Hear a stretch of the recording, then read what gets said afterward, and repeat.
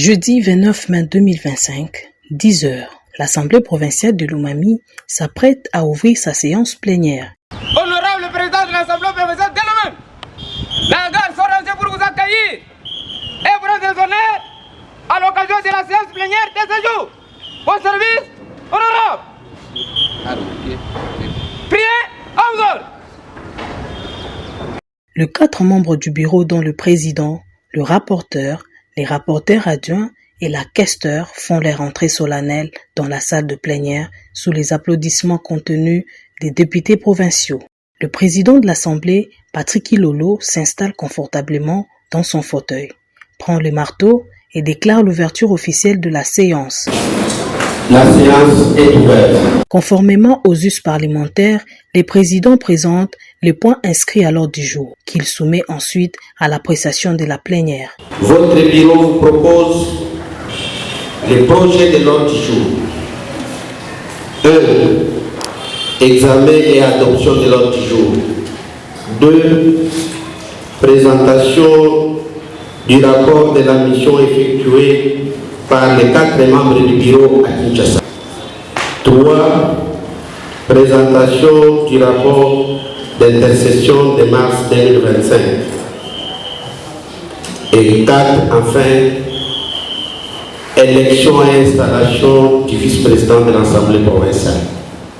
Ainsi dit, nous demandons aux honorables députés de se manifester quant à ces pour vos remarques. Les débats s'ouvrent. Les députés provinciaux interviennent tour à tour pour exprimer leur point de vue sur les questions soulevées. Si nous pouvons réaménager les points à l'Irakant, les rapports d'intercession et maintenir les premiers points, les rapports du bureau, ainsi que l'élection et l'installation de l'honorable vice-président de l'Assemblée provinciale de Lomami. Mais alors que les discussions s'intensifient, le député Cyril Ngoyi Soulou prend la parole et soulève une motion d'information destinée à éclairer ses collègues sur une situation particulière.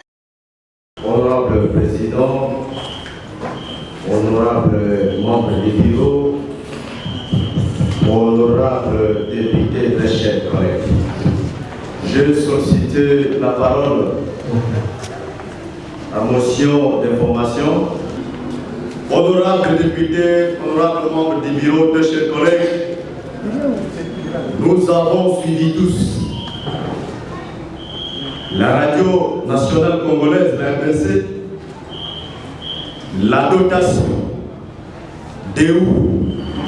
par le ministre de l'Agriculture dans toutes les provinces de la RDC visant à améliorer les pratiques agricoles et soutenir la production et le rendement pour contribuer à la sécurité alimentaire. Au total, 50 000 roues pour la province de Lomami, dans le souci de soutenir les initiatives des partenariats publics et privés pour installer l'exploitation agricole à grande échelle. Honorable Président, honorable membre du bureau, honorable député, chers collègues, pendant que les jeunes entrepreneurs Lomamiens attendaient les roues dans la province de Lomami, les roues sont en train d'être distribuées par l'exécutif provincial de Lomami en Bushman, y compris d'autres histoires. C'est de cette manière que nous pouvons aider le chef de l'État dans la province de Lomami. Président, par l'entremise de mon collaborateur, il a réussi dès 100 août de l'exécutif provincial, ce qui ne collabore pas avec la vision du chef de l'État. Je ne suis pas détenteur d'une entreprise où j'ai gagné marché de gré à gré avec l'exécutif provincial. Et c'est où n'était pas prédestiné pour distribuer à l'honorable Cyril Mourouy. La vision du chef de l'État était de promouvoir le partenariat public-privé de la jeunesse. Si c'est honorable président, je tenais donc à informer l'Assemblée plénière, les honorables députés ici présents, qu'une commission d'enquête soit mise en place pour enquêter sur les détournements des biens publics donnés par le chef de l'État aux jeunes entrepreneurs. Nous avons été élus pour privilégier les intérêts de la population et notre civile. Aucun des gouverneurs a distribué les biens publics pour ses intérêts privés. J'avais dit 200 août dotés par l'exécutif provincial. J'aimerais que l'exécutif vienne ici à l'Assemblée provinciale, nous explique les motifs, les mobiles, et pourquoi est-ce que les garants de la nation avaient jugé bon de doter à la province de l'Omani. Ainsi, nous avons dit, mais cela raison. La motion provoque une brève discussion dans l'hémicycle. Quand vous citez à conclure, laissez la possibilité au bureau, vous êtes député, la loi vous autorise, même notre règlement intérieur vous donne la possibilité de contrôler l'exécutif, c'est de votre bureau. Oui, on a le ministère. Lorsque il est parti à la conclusion, il a demandé une résolution. La résolution voudrait que le gouverneur nous explique a-t-il eu combien de coups ou sur la dotation qui avait été faite, parce que les choses doivent être très claires. Lorsqu'il y a une dotation du gouvernement central, l'on ne peut pas se séduire à commencer à distribuer les intrants qui viennent du gouvernement central, parce qu'il y a une institution provinciale que vous êtes, on aura un président, rien et alors ne peut se faire par les institutions sans que vous soyez au président. Ici, si je peux parler, c'est pour dire qu'à la conclusion de l'ordre Cyril, il demande qu'une résolution soit prise pour que vous puissiez, ou à travers vous le bureau, vous pouvez interpeller le gouverneur, qu'il vienne, ou à travers le ministre de l'Agriculture, qui est son conseiller, qu'il vienne, son premier technicien, qu'il vienne au devant de nous ici, nous expliquer avec les bordereaux qu'il a reçu, qu'il a reçu 1000 vaches. C'est l'exemple que je donne. Il a reçu 50 coups, il a reçu 30 râteaux, et que cela, comment est-ce que la répartition a été faite entité par entité, et quels sont ces mécanismes-là? Comment c'est passé au président? Moi je pense qu'il va falloir que l'on se comporte comme contrôleur de l'exécutif. Il faudrait que l'exécutif sache que là-bas, je peux faire quelque chose si le président n'est pas au courant. Et vous, le président, à votre tour, si on vous informe, par élégance, vous devez appeler soit le président du groupe parlementaire, soit dans la plénière, vous dites voilà, il y a eu tel document qui est dit ça. Si c'est un secret d'État, vous pouvez calculer à votre niveau. Mais ce qui concerne la dotation, c'est connu que toutes les assemblées ont été dotées, toutes les provinces ont été dotées, mais le monde opérant, qu'est-ce qui s'était passé? La résolution qu'il a demandé, ça a appelé le président et non au bureau. Merci, honorable président de la parole, honorable président, honorable membre du bureau, mes chers collègues. C'est comme si nous oublions notre texte réglementaire. La motion d'information n'a pas de débat. C'est une motion, on dépose la motion. Nous va décider, vous pouvez faire une question avec débat. Vous pouvez faire une interpellation. Mais comme c'est une motion d'information, il n'y a pas de débat. Puis, l'Assemblée passe à un point particulièrement attendu, l'élection et l'installation du nouveau vice-président. À ce moment, L'ancien vice-président Augustin Malangundjibou, récemment déchu, demande la parole. Il reconnaît officiellement sa déchéance et présente ses excuses pour les récentes altercations. J'étais passé par cette intervention pour prendre acte de ma déchéance devant vous et je n'ai pas voulu aller en contre-courant parce que nous sommes passés tous par là. C'est la volonté de mes pères qui m'avaient élu, qui ont décidé que je ne puisse plus figurer au bureau, je ne peux aller en guerre contre quiconque. Et à vous, très chers collègues, je m'incline, je demande pardon à l'honorable rapporteur. Suite à ces altercations qui nous étaient survenues, sincèrement, on n'a jamais eu de problème, mais c'est la politique. Je te demande pardon. Pardon, c'est une puissance qui le met. Un moment fort, l'atmosphère devient électrique. L'Assemblée salue ces gestes et responsabilités de la part des élus, place maintenant au processus électoral. Une seule candidature a été enregistrée, celle d'Hippolyte Kabangombuila. Le président de l'Assemblée lui accorde la parole pour son discours de campagne. Il s'agit de la candidature de l'honorable Hippolyte Kabangombuila.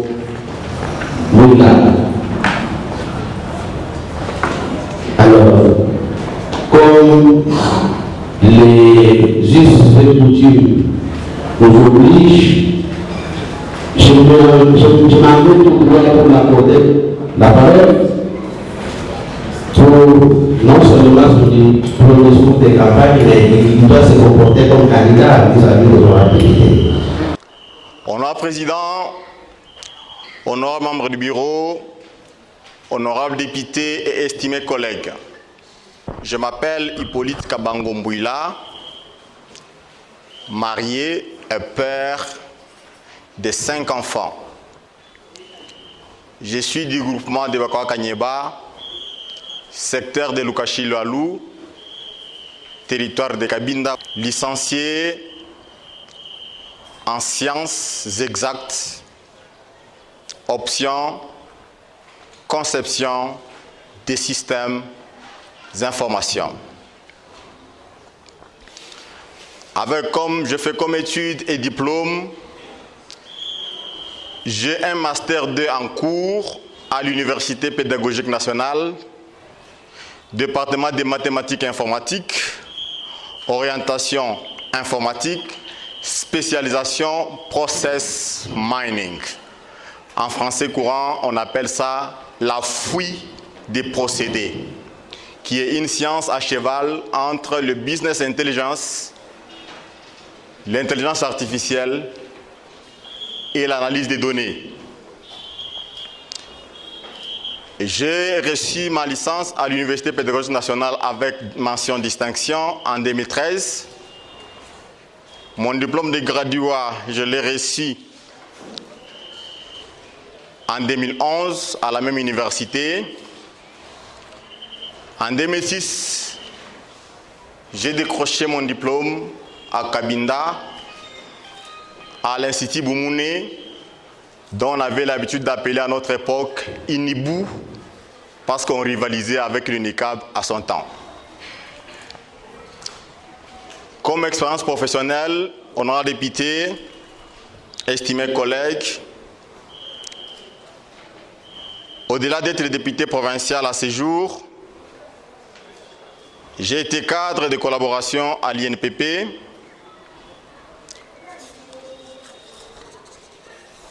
j'ai été agent de banque pendant 4 ans à la Trust Merchant Bank, TMB, dont je suis pionnier de la bancarisation des fonctionnaires. J'ai été stagiaire à la Société des droits d'auteur Sokoda. J'ai été informaticien pendant les 50 années de notre pays à la Société Générale des Services, là où nous avons fourni les cartes postales pour tous les visiteurs qui ont été dans notre pays pour les cinquantenaires. Ça, c'était en 2013. Et en 2011, je fus intendant adjoint au cabinet du vice-premier ministre, ministre de l'Intérieur à l'époque. Domaine de compétences, le management, l'informatique, la conception de systèmes d'information, l'administration de base de données et la programmation. Honorable Président, honorable membre du bureau, honorables députés et estimés collègues, en ce qui concerne le deuxième point du pourquoi je sollicite votre suffrage. Je me tiens devant vous aujourd'hui avec respect et humilité et ferme détermination en me portant candidat vice-président au bureau de notre Assemblée, pas pour un honneur personnel, mais plutôt pour servir, oui, vous servir avec rigueur et loyauté. Certes, nous avons tous été élus pour représenter nos communautés, bien nos circonscriptions. Ainsi, porter la voix de ceux qui souffrent en silence, attendant les réponses concrètes à leurs besoins sociaux. Notre apport au bureau sera de la rendre aussi dynamique qu'efficace et crédible. Notre ambition sollicitant votre suffrage se résume en 3 actions suivant l'article 31 de notre règlement intérieur notamment. Rassembler tous les horizons de notre Assemblée, malgré nos opinions divergentes. Organiser et accompagner les différents groupes politiques dans l'exécution de leurs devoirs parlementaires, agir par le renforcement du contrôle parlementaire, gage de la mobilisation des ressources et surtout faire entendre aux côtés du président la voix de notre province au niveau national. Honorable Président, honorable membre du bureau, honorable député, estimés collègues, dans cette lutte, nous assurerons la continuité des travaux parlementaires avec sérieux et ponctualité. Soutiendrons le président dans l'exécution de ses tâches avec loyauté et efficacité et favoriseront un climat de respect et de dialogue permanent, même dans nos divergences. Ma petite expérience, honorable président, honorable membre du bureau, honorable député, estimés collègues, m'a appris que le leadership n'est pas question de diplôme, mais d'action, d'écoute et de responsabilité. Ainsi, honorable président, honorable membre du bureau, honorable député et estimés collègues, si vous m'accordez votre confiance, je m'engage à remplir cette fonction avec rigueur, impartialité et profond respect de nos textes et de nos collègues. Ensemble, rendons notre Assemblée plus forte, plus crédible, plus utile à nos populations. Je vous remercie. Les rapporteurs David vérifient les quorums et la présence effective des élus, puis les votes est lancé.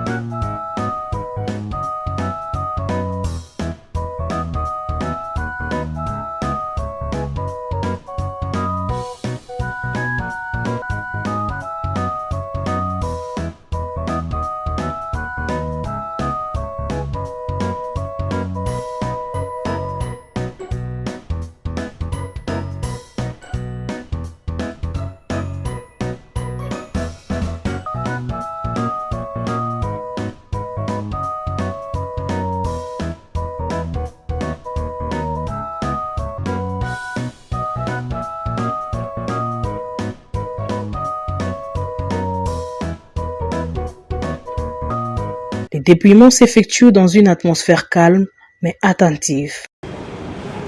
Oui. Oui. Sur les 26 députés présents, 24 votes pour Hippolyte Kabangoumbouila, 2 bulletins sont blancs. Il y a eu 24 voix pour et des voix qui ne se sont pas prononcées. Et étant donné que la majorité des honorables députés se sont prononcés à sa faveur et proclamé élu vice-président de l'Assemblée provinciale de Lomami, honorable Hippolyte Kabangou Mbouila.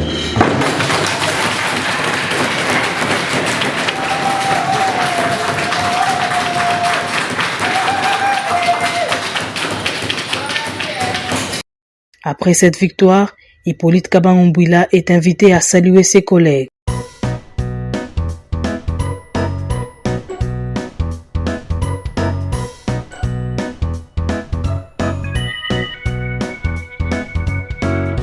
Installé dans son nouveau fauteuil de vice-président, ce cadre de l'Algérienne vient ainsi compléter les bureaux de l'Assemblée provinciale. N'ayant plus aucun point à l'ordre du jour, le président Patrick Ilolo lève la séance. La séance est levée.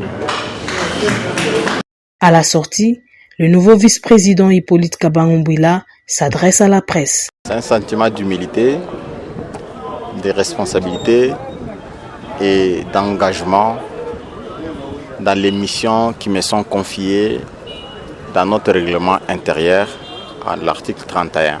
D'accompagner le président dans ses lourdes tâches en vue d'arriver à répondre aux besoins de la population qui nous a mandatés aujourd'hui à l'Assemblée provinciale. Une responsabilité parce que je veux me mettre en évidence désormais. Je ne saurais pas faire ce que je voudrais, mais je ferai ce que la majorité voudra.